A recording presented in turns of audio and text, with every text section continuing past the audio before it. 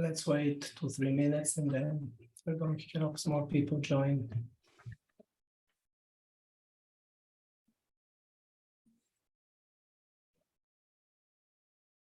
Everybody saw the Joe Sullivan verdict yesterday, right? Read it this morning. Yeah. And a lot of people have a mixed feeling about it. Some are saying it's good, or some are saying bad. It's really bad. I don't know. But it's definitely in a kind of the important kind of the change in direction for the CISO role. It's the big one. Yeah. And he's being held accountable for something that happened 5 years ago. And look at even in the last 24 months, the industry philosophies and companies around paying ransom, and it's become more accepted. So yeah, I just wanted to say it, good, bad, or otherwise, the fact that it's in the news it backs CISOs further into a corner to be able to have a position about how you want to address that risk, given that potentially, you can be found for, you can be charged in the right circumstances still. We need some legislation to give us some air cover is really what we need at this point to define the rules. But anyway. I'm starting my first CISO job on Monday, and this is scaring me now. So maybe I should find a better insurance or something. Well, that would be a separate conversation around. It's not just an insurance play, right? This is not just getting D&O insurance or having cyber insurance. This is a larger play, right? About how you position yourself to make sure that you don't get held accountable. Tough play when our job is to try to protect everything, right? And yet there's no clear rules. I describe it as we're firemen and we have to go in to fight the fire. And if there's a person in there that dies that we don't see while we're fighting the fire, we can be charged with murder. That is a really tough position to put a CISO in, you know what I mean? Because now he's got a conflict of interest, which was, if I go into those rooms and I miss the body, then I can be found guilty. So do I just stand outside and just hose it down so that way I can't be found guilty? That is. Yeah, it creates all the wrong incentives, right? As we discussed with you exactly that topic, Steve, some time ago, I remember. Yeah, potentially. Anyway, I'm just filling the air while we go, but it's like, because I've seen that come back and forth and have been getting feedback. I'm like, I don't have any good answers, but what I know is it's trending in the wrong direction. You know what I mean? Yeah. Okay, I think we should kick it off. We have 34 people already who have joined. I'm sure more will join. So first of all, thank you everyone for taking the time. They're giving us 45 minutes of your valuable time, which we really appreciate it. Of course, that's also true for the 5 ambassadors of Execweb who have the privilege to have joined us on this webinar. My name is Val. I'm the founder and CEO of Execweb. A minute on my background. I spent 10 years at Credit Suisse, the investment bank. I worked on a few $1 billion in M&A, IPO, follow-on deals, and this is how I managed to get to know many of our ambassadors and many C-suite execs. And on the back end of these relationships, I launched Execweb, cybersecurity executive network, about 2 years ago, a year and a half ago, I would say. And I had the privilege to work with many of the people you see here, actually with all of them, and then with a few hundred more. And our mission at Execweb is to fix what we feel is a very inefficient and broken collaboration between cybersecurity vendors and security practitioners. And I hope you find valuable that we're bringing you these amazing 5 executives to hear from them themselves on how they feel they should be approaching, how to generate one-on-one meetings with them. Because we all know as marketing and sales executives that's what the value is, to have this one-on-one authentic and genuine discussions, with authentic being the key word here at Execweb. It's one of our principles and mission statements. Authenticity defines our network. We want to make it very valuable to everyone involved. With that, I would like to have all 5 of you please just briefly introduce yourselves, and then I can kick off the first topic of this webinar. And what I'm going to discuss is what I have seen in the hundreds of meetings I have participated in between many of our ambassadors and many of the cybersecurity vendors who we're privileged to have as our clients. and I'm talking about hundreds of meetings so far, and give you a sense of what I see that seems to work very well and what doesn't actually work in these meetings, which I think is going to be very, very valuable to you. So Steve, why don't you go ahead, please introduce yourself, and then the rest can take it from there. Thank you. Sure. Thank you, Val. So Steve Zalewski, prior CISO at Levi Strauss, and then I had senior architecture and management roles at PG&E, and then at Kaiser Permanente. So I've had about 15 years of experience in 3 different verticals. I currently have an advisory practice, S3 Consulting, where I work with my peer ambassadors and with other companies to be able to address topics like this, to try to make the security community, the security village as effective as we can be against the common enemy. So one of the reasons why I wanted to talk today and kind of some of that background is I've taken probably 1,000, at least at this point, meetings with talking to potential vendors. And the exercise here is, to Val's perspective, having been in those different verticals, we have different needs. When I was at Levi Strauss and I was in retail, right, my responsibility was to sell more jeans and to make sure that my security was good enough. When I was at PG&E, that was a nation state consideration, and that raised the bar substantially, where what I was trying to do was use commercial controls to protect against nation state attack, and I had the government helping me do that. And when I was at healthcare, right, the patient records were job one, because if patient records get out, you can't put them back in the box. And so the degree of control and types of capabilities I needed around identity and access management and DLP mandated a certain level of sophistication in my ability to impact healthcare by mandating security controls. So that's my start for, as I talk to vendors and as we have this conversation around how you have high quality meetings with CISOs, are things to consider. I can go next. My name is Vipin Gautam. I work for a healthcare company. People really don't know us. It's Centene. We're Fortune 23 company, but no one really know about us. It's like about 85,000 employees. Our security practice is about 500 people. So very large enterprise, very big enterprise, and we have all the capability and maturity from the people perspective. So because of the size of the company and the scale of the security what we have, we get approached quite a bit by the vendors like, hey, let's talk. This is the product we have. This is the tools we have. This is the capability we can help you solve. So I do quite a bit of that. And from that, I have learned like how I can start giving back to all the people here in the call, like how we can help you to have the productive conversation with the CISO or the deputy CISOs, or find that right set of the people in the security organization to have the effective discussions. And that way you can start talking to the CISOs and other people there. So I'm happy to be here and happy to share my perspective.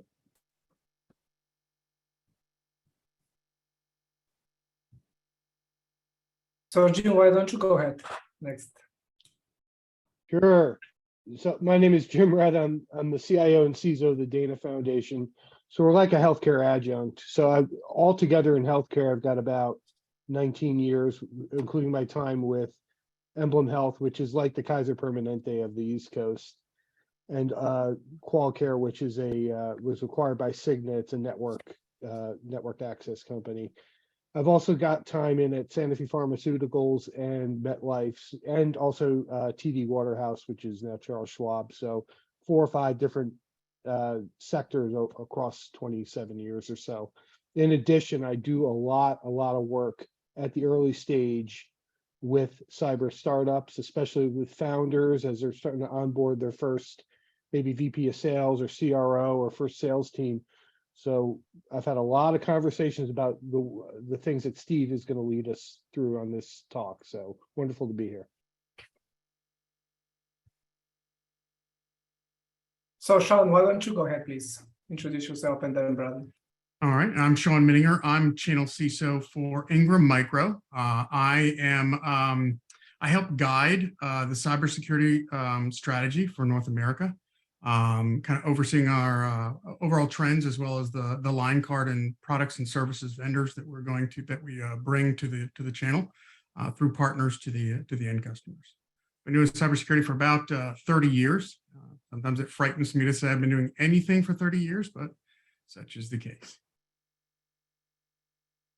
And I'm Brad Schaufenbuel. I'm Vice President and Chief Information Security Officer at Paychex. Been with the company about 3 years, but I've been in security for 26 years, mostly in the financial services and technology sectors.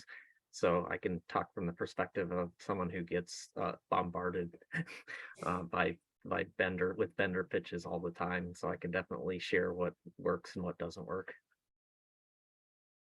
That's great. Thank you, everyone, for introducing yourselves. So I also want to define some rules of engagement for our 51 attendees so far. First of all, please make sure that any questions, feel free to ask any questions, but do that via the chat if possible. Don't raise your hands because obviously with 50 plus people, it's very difficult to have live Q&A. As you noticed, Steve, who is gonna help me co-moderate, and actually he's the main moderator, I'm co-hosting it with him. The other thing I want to mention is, as you can see, this is being recorded, so I'm going to send you a link on my LinkedIn account where this invitation was obviously posted, with a link to our YouTube channel where you're going to be able to watch this at any point in time that you desire. And it's going to remain there, obviously, so you can watch as many times as you want to. We just want to add value to everyone. As you hopefully noticed from the introductions, the ambassadors of Execweb are extremely experienced. As you can see, most of them have 20 plus years experience, and they're truly the decision makers and the people who define the cybersecurity landscape in the United States. And that's very important for us to be very selective on who we onboard. That's why we're a very exclusive cybersecurity network. And with that, I would like to discuss the first topic on the agenda very briefly, because I would prefer the 5 panelists here to talk versus me talking. But what I want to offer to all of you, because I noticed on the invites, many of you are sales and marketing executives, and that makes sense given the topic.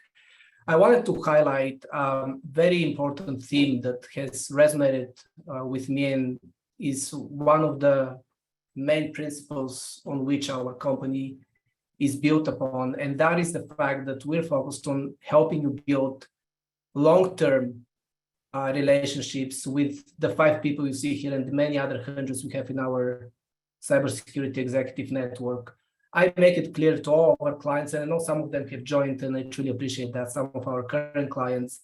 I'm very transparent that we want these meetings to be very authentic and genuine. They cannot be these sales and pitchy meetings, as Brad just mentioned. And all of them, I'm sure would agree, they get hundreds of those per day, cold calls, cold emails, LinkedIn email messages. And those simply don't work, and you're going to hear it from them as well. So what we're trying to do is change that, and change it from not only a purely tactical standpoint, but also from a mindset standpoint. And I think mindset is critically important here. It's more about thinking the long term, building a relationship with our ambassadors versus trying to get in front of them so we can sell to them today and get them as clients tomorrow. That almost never, and I'm not even sure I should mention almost, I should probably say never works. Not only that, but sometimes truly backfires. And I have heard it from many of our ambassadors, including from the people that you see here, that on several occasions, the vendors were too aggressive, too salesy, and that really backfired on them. So for everybody's benefit and interest, you have to think in the context of a long-term building relationship. And what I have noticed in the hundreds of meetings I have participated is another very important and critical point is that you have to remember that people who are CISOs today of XYZ company, but tomorrow they're CISOs of another company that might be actually your target client account.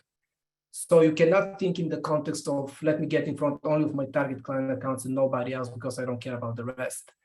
Because this industry is very dynamic.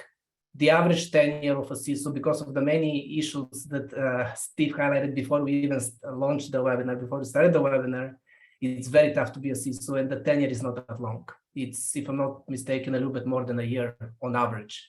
So people move around, and you gotta keep that in mind. And that's why it's critically important to remember that long-term relationships are what you should target here versus a very quick and salesy, quote-unquote, speed dating kind of approach. It almost never works. The last point I want to make to highlight here is that, again, you have to keep in mind that referrals is what actually works, especially in what is unquestionably a recession that not only the US, but globally, everybody is going to experience, and it's already experiencing. And during a recession, I think authenticity is even more important than otherwise.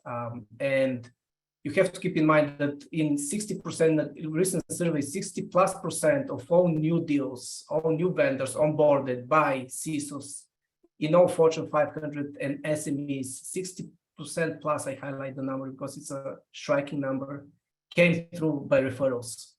So one of these 5 people can listen to you, can like what you're doing from a service and a platform standpoint, but they themselves might not need it. But if Jim calls Steve or Steve calls Jim and says, Jim, I met these guys at Execweb, they're doing something very fascinating, you should check them out. And I know you're interested in XYZ, you're 80% there. And the other thing is not true, right? If you go direct, it's very, very difficult, close to impossible. So keep in mind the 3 main points: long-term business relationships, authenticity, and referrals. And that's how I think you're going to get amazing one-on-one meetings with the right CISOs and the right target client accounts. With that, Steve, why don't you please take it from here and discuss with our panelists and get your, I'm sure, going to be very valuable insights on how the recession, the current recession, which the estimates is going to last at least 12, maybe even more months, how that's going to impact your thinking of getting in front of vendors, how all these guys and gals who have joined our webinar should think about getting in front of you in a one-on-one fashion. Thank you. Sure. Thank you, Val. So the first thing I'm going to say is I'm going to make some observations about where we are in the recession and what the impact is for all of us as ambassadors, because I'm hoping that sales and marketing are the primary consumers of this, because this is our way of trying to help you and help us. Okay. There are somewhere around 3,000 security products being sold to us at this point. So you are one of 3,000 companies trying to get our attention. That's a bad place to be. Okay. Second thing I'll say is most of those companies are beholden to VCs or PE firms or others that are funding you, because you may be making money, but you're held accountable to your growth plans. And your growth plans now are suffering as a result of the recession. And what I mean by that is, at this point, the security teams, for the most part, their budgets to buy product are still intact. We, for the most part, what I've seen, have not been impacted. But the security organization itself is undergoing change. Okay. Security organizations are having to participate in downsizing exercises. Companies are reevaluating what the security organization's responsibility is and where it fits in the organizations. In some cases, they're being put lower in the company, in some cases higher.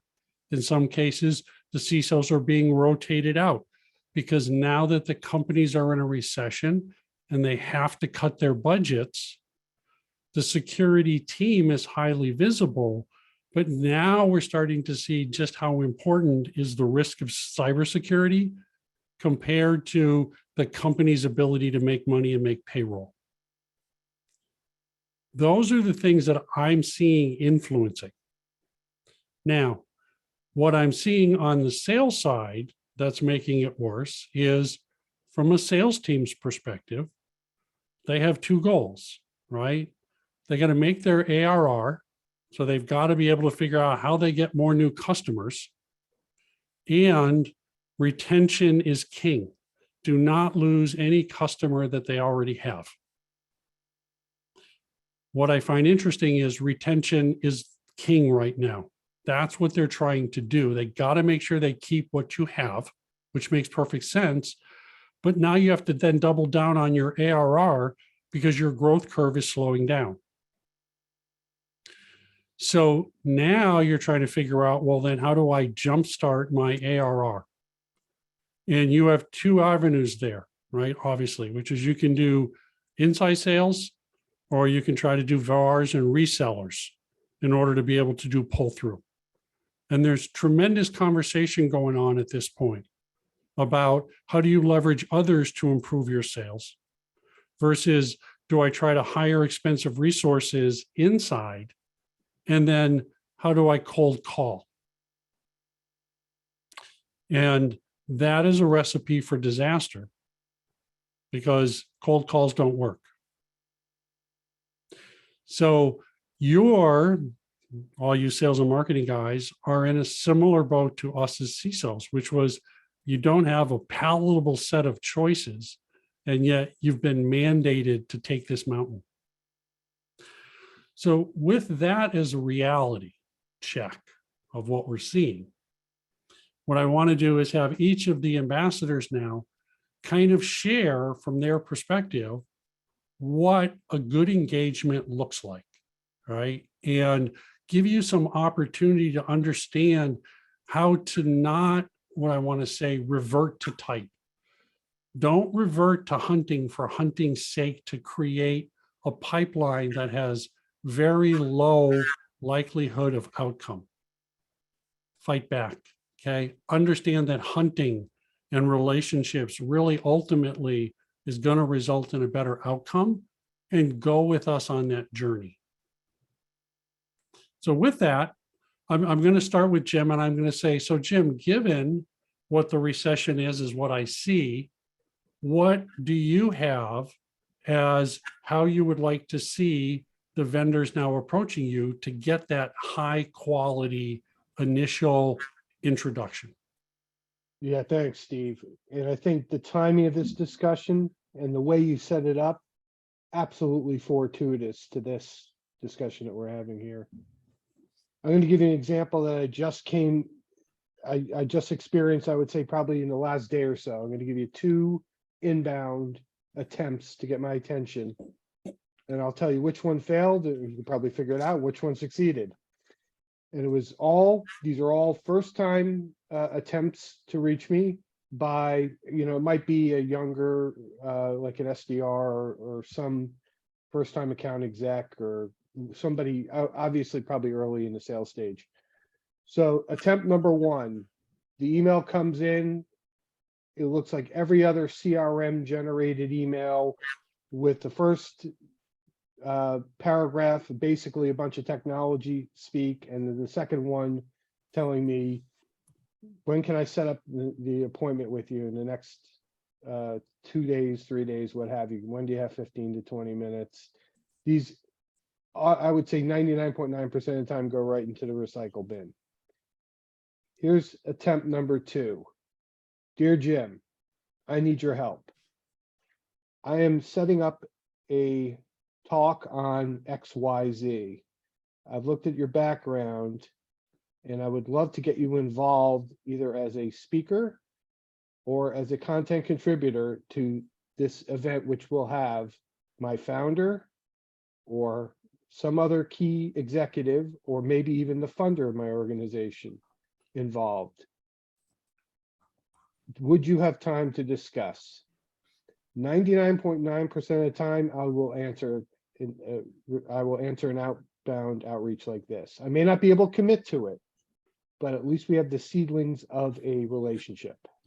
And this is really some great advice in terms of somebody cold that asks me a million times, how do I reach out to a CISO I've never met? How do I meet people? You offer them something rather than trying to get it from them on the first attempt. All right, now we're probably going to touch on some of the other peripheral ways of building relationships with, you know, communities and so on, and you know, a lot of the events that we all know are familiar with. But I think it's not very complicated when you boil it down to its core. And the key element to that is, rather than try to pull something, offer something. And I think it's the best way to start any friendship, wouldn't you say? So. Thank you, Jim. Shawn, go ahead. Well, I agree with Jim and Steve. First of all, the cold calls aren't going to work. We get inundated with it. We don't have time to deal with it. I think that focusing or building out a volume, you know, inside inexperienced or inside sales that just does volume calls, I think is not the way to go about it. Successful sales is based on relationships. And so that's the key. And Jim, what you were just talking about, making sure that you bring value to that conversation. I will tell you for sure, 100,000% what will not work. Do not ever send me an email that says book time on my calendar. If you are putting the impetus on me to contact you, that's ridiculous. And quite frankly, I just the hubris of that email immediately puts it in my delete box. So I'm just gonna say that. When you are first talking to first trying to get that first couple of minutes in, first of all, you have to tell me why I should care. I have very limited time. Why do I care? Number two, you need to be ready with your 3-minute sales pitch. You need to give me your elevator pitch, because if you can't tell me what you do in 3 minutes, if you can't tell me the value that you bring to my day, how am I going to bring that to my board and get budget for it? If you're the vendor that makes it, doesn't know how to talk about it, how am I supposed to be able to talk about it? Spend money on relationship professionals. Spend money, a little bit of extra money on that sales, the channel sales leader or a sales leader that actually has relationships and has some maturity, because that's the one that's going to get the phone calls, not that inside sales young team. As much as I'm sympathetic to these young kids that are calling me, and I don't want to be rude to them, they're not going to get time on my calendar. And so I think those are some of the things. Focus, like I said, focus on the line and make it easy for your customers to say yes. Let's see. I'm sorry, I took a couple of notes. All right, a couple of other things here. A lot of times, I'm an engineer, and a lot of times we as engineers, we focus on the technology, which that's what I love. But the reality of the matter is that the tech industry is littered with the corpses of companies with great technology that don't know how to sell it. They don't know how to talk about it. They don't know how to present it. So if you build it, they will come. I think that's not accurate. The cloud, as a service model is wonderful. It allows you to get to customers quickly. You get annual recurring revenue. You turn CapEx into OpEx for the customers. So the onboard price is low. All that's wonderful, except for every other competitor is doing that as well. Everyone else is doing it too. So how do you rise above the noise? The other thing is, don't just hunt for the Fortune 500. Everyone loves to land the whales. Everyone loves to land the whales, but you know what? Everyone else is hunting the whale too. So start looking at how you can broaden your offering out. I do think it's not a bad idea to target specific verticals and get some expertise there. Be good at a few, and then you can spread out a little bit. So I think that those are good. Let's see. Focus on return on security investment. With the economy the way it's going, look, we still have budgets, but the questions about actually spending those are going to be even more difficult. We need to make sure that we get a good return on security investment. What that means is, stop selling me a product, start selling me an outcome. I say this all the time. Like I said, I work in the channel at Ingram Micro, and one of the things I always say is that when you're talking to any, especially like the CFO, that's who I like to talk to. But anyway, listen to them. find out what keeps them awake at night. Because if you can solve for that, if you can give them a good night's sleep, you don't have to discount. People will pay for a good night's sleep, especially in cybersecurity. And so stop focusing on a sale of a product. If you come to me when you're just going to sell a product, you'll never sell anything but that product.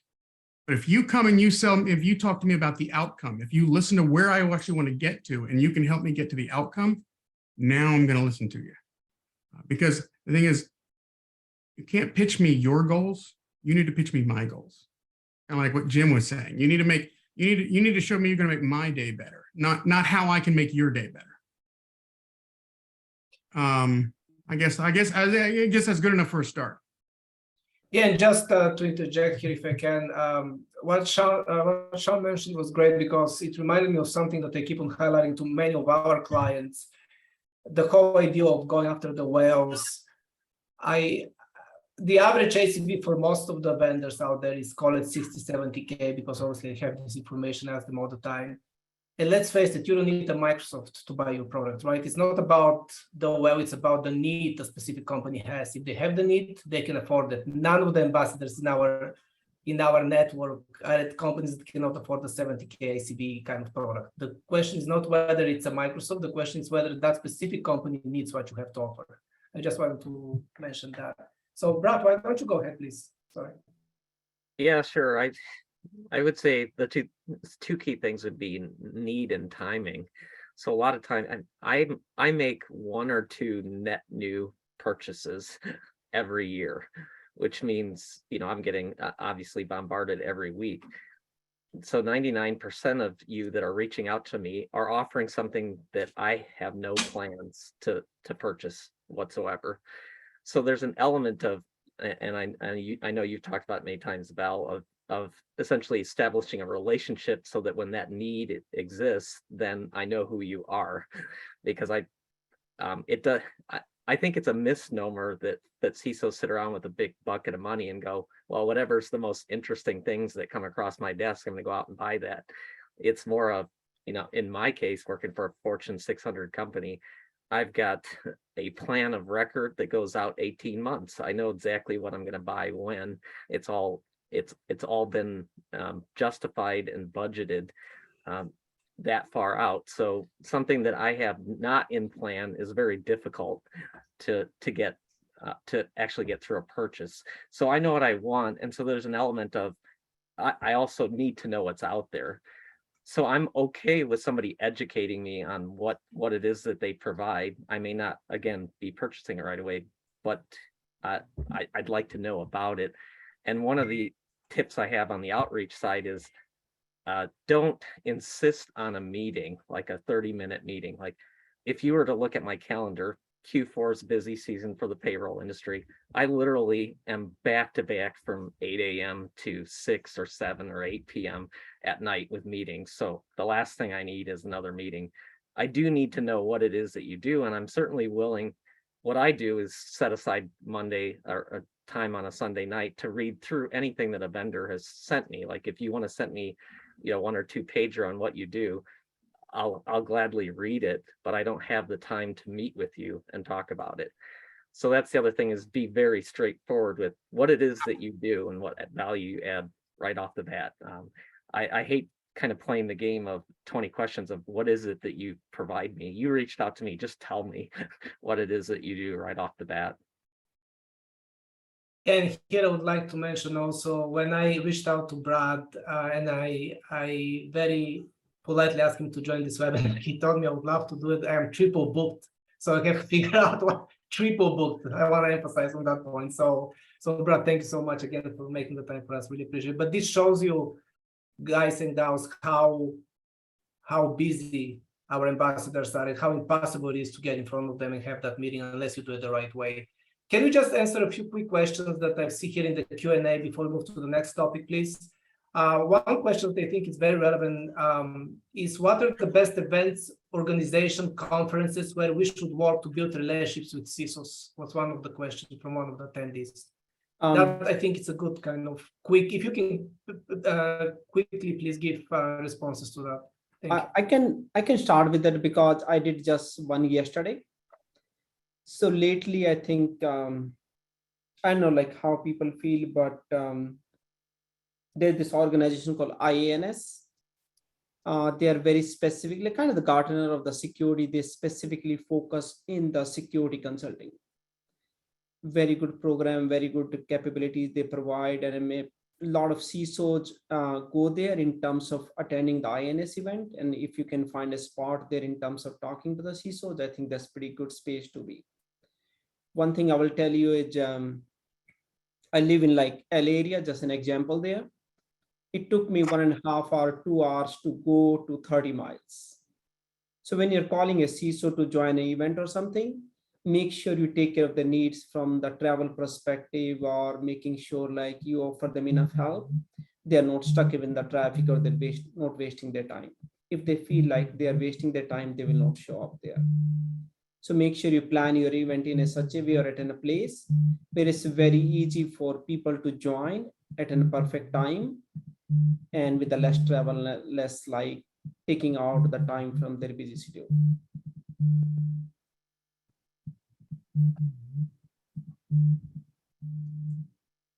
That's great.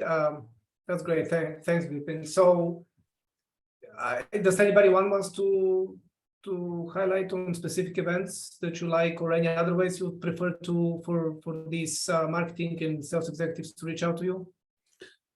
So I'll offer, which was the national events, right? A Black Hat, a DEF CON, right? A Gartner are great events, okay, to go to, and you'll meet a lot of people, but you're not going to establish those quality relationships, okay? It's great if what you're doing is managing retention. It turns out to be not very cost effective for new sales development, okay? I saw a metric recently by a marketing organization that looked at Black Hat, and they said their numbers came out to was about $35,000 per potential customer engagement. That is not very cost effective. The reason why I say that is look at your regional events, right? You want to build relationships. Look at your regional events, okay? The data connectors or the ISACAs or any of the events that are done by the local security teams. Reach out, learn your local security practitioners. Going to give you much higher return on investment by mining in your backyard. So even if you own the Northeast, okay, and go to Boston, right? And if you're located in Boston, located in New York, get the confidence to build those relationships locally one-on-one by going to those events, okay, the Avant events, whatever, to build the personal relationships. Because you're hearing us over and over. It's the personal relationships, it's the high touch that's going to make the initial impression that's going to give us the opportunity to potentially want to work with you in the long term. Steve, if I can follow up on that. I honestly, I go to a lot of the bigger conferences almost because I've just been doing that forever. And, you know, when I just this year was at Black Hat, it's funny. I remember I spent very little time actually on the big floor.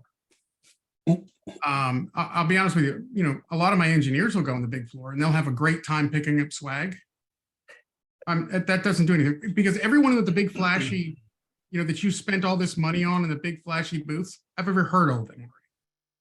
In fact, you know where I spent the time, the only time that I spent really on the floor at Black Hat, even though I was there for Black Hat DEF CON for how many days, was they have this little, like this little innovator alley, yes, off on the side where you get these like, you know, it's like 3-foot booths. Honestly, I spent more time there because I wanted to hear the ideas. I wanted to hear those, you know, the little stuff there. So that, I think of all of those Black Hat floor, all the money they spent, that little innovator alley was the only area that I really felt like someone probably got a return on investment for all the marketing money that they spent there. I will tell you, there's a lot of business done at Black Hat, but it's not on the floor. It's in the suites. That's where the business is really done. As far as events that you should invest in, I actually think Steve's right. I think regional events. I literally just got in from a security summit in Boston last night, and those are much more intimate. If you can get in line with a partner someone, one of the local resellers, VARs, or that has a lot of influence there. They already have the relationships. Sales is about relationships. They already know the CISOs of their companies that they've been doing business with. They already have the relationship. Leverage their relationship. Work with them to get in front. And to get invited to some of these conferences and sponsor those type of conferences where you're going to get actually one-on-one, where you're not just a flashy table, where you're going to sit down and have dinner. Those type of a smaller, more intimate conferences, I think, are much more valuable about getting in front of the people. So we're at 1:41. I mean, we've actually gone 40 minutes in. This is just intense. So I hope for all the folks on the audience here, right, you're getting raw feedback with 120 years of experience from CISOs, that from a recession perspective, from a what works and doesn't work.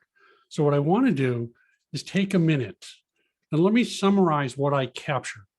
So we've been looking in the chat, people are asking lots of good questions, other ways to do it. So let me kind of summarize what I took away as the key points for all of you. And I want the other members, the ambassadors, to offer kind of any last thoughts they have once we do this. So the first thing I captured to all of you out there that are selling is take a risk, okay? Do not come to us with a set of bullet points on what your technology does. Don't marry the solution, marry the problem. So take the risk to understand and represent the problem that you're solving. The second thing is put my best interest first. If you don't come out in those first 5 minutes and demonstrate that you understand what's important to me and that you're putting my best interest first, you've lost. And that means you got to do your homework. That means you better understand what retail vertical looks like or a healthcare vertical looks like. Or if you've had an opportunity to meet with Jim or Shawn in the past or others, do your homework. Hit us with the best that you've got, okay? You hit us with B team or C team, you're never going to come back. Third thing, we don't buy on a whim. Understand if you're reaching out to us, it's going to be anywhere from 3 months to a year before we're going to do an enterprise buy. So set your expectations right away. We're not buying sneakers. We're not buying toothbrushes. This is an enterprise play. We have to do annual planning. So set the expectations appropriately to learn to farm, okay? And then lastly, your reputation precedes you. That first touch for us is going to be remembered. And so what I mean by that is what you've heard from all of us is we use referrals. We talk to the other CISOs, or we will go to a VAR or a reseller that we've used for years, somebody that we trust, an individual, okay? And we will ask them, based on the problems that we have, who do you recommend? Because with 3,000 vendors, we can't do traditional bake-offs and everything anymore. We are now in survival mode as CISOs. And that's why we say you've got to farm your relationship with us, okay? Your reputation will precede you because ultimately, more and more, that's how we're making the short order decisions on who makes the top 1 or 2 or 3 that we're bringing in. So with that, I'll open it up to the rest of my ambassadors. Any last thoughts you want to add as we kind of bring this to closure? One thing I'll add to that, I think, Steve, you touched on that point. Once you get that attention or once you get that 30 minutes with a CISO, make sure you grab their attention. Don't tell them, hey, these are my 30 slides and I can solve all the word hunger problem. Focus on the problem. Hey, this is the capability my solution is offering. And just keep it simple and hit it like from the moment you join the meeting. Don't waste their time with the sales pitch. Hey, my company, my product, my this and that. You just lose the battle right there. Yeah. And some of the things what I have seen is once the salespeople realize, hey, there is no match, they just go away. They don't come back for another year. Invest in that relationship. Come back, do a follow-up, touch base after 6 months. Hey, is something has changed for you? What can I help you? Sometimes the salespeople feel, hey, there's no map.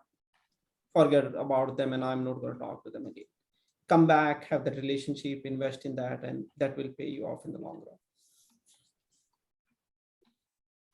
Yeah, you know, I'd like to answer one of the questions that was in the Q&A. I accidentally answered it, clicked live. I was going to try to type the answer, but so the question was, does the request that I was speaking of in that context coming from a rep have as much impact than if it came directly from the vendor exec?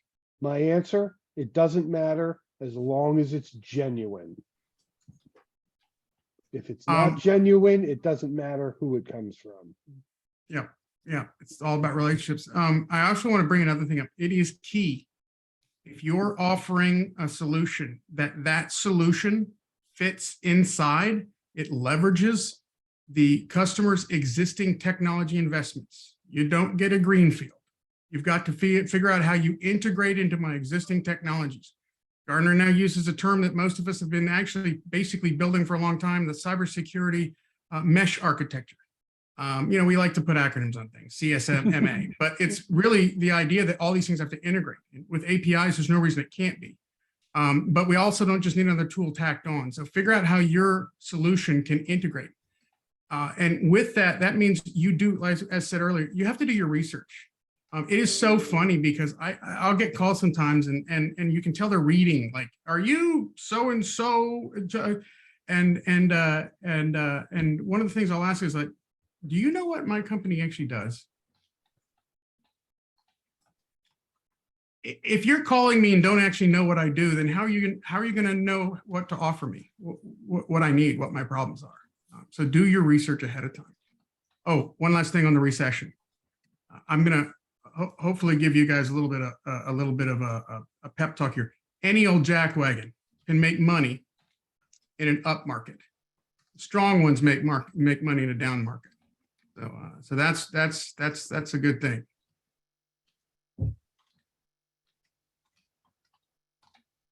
All right, I wanted to respond to a few of the questions that were directed to me.